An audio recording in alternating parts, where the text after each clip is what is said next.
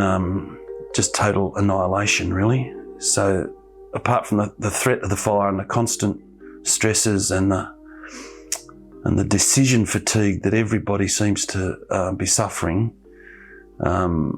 it's been just disastrous for wildlife and wildlife carers.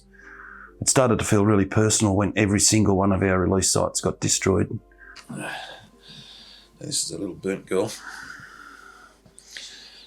You can see their little scars left over from burn marks. This is Ember, of course. This is her little pouch. Hey, come on. And she bites, so just watch your fingers. There you go. There you are. Hey? You alright?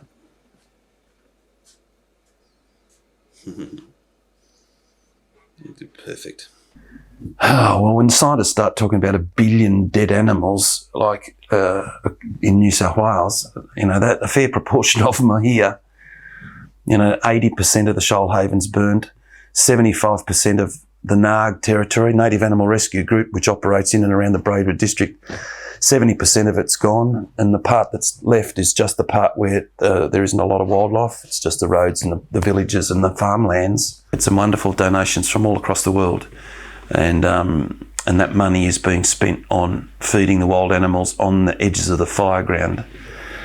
There's only a handful of us who are in the wildlife fraternity, but what we've managed to capture the attention of the landowners, and they've really risen to the occasion, and the people that live on the edges of the fire in many cases are now feeding the wild animals to get them through this difficult time.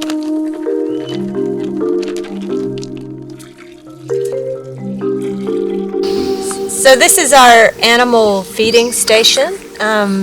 So we're on the edge of Budawang National Park, which is completely burned out.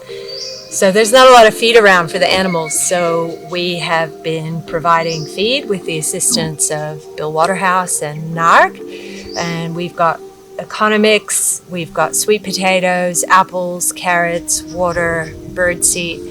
And since the fires come through, we've been coming out here almost every day, and we find that whatever we put out gets eaten by the next day, which gives you a sense of the need. The PR has been important because it's brought a lot of donations in, which is allowing us to do the food drops. We've got 128 food drops counted so far. I think it's more like 140 or 150.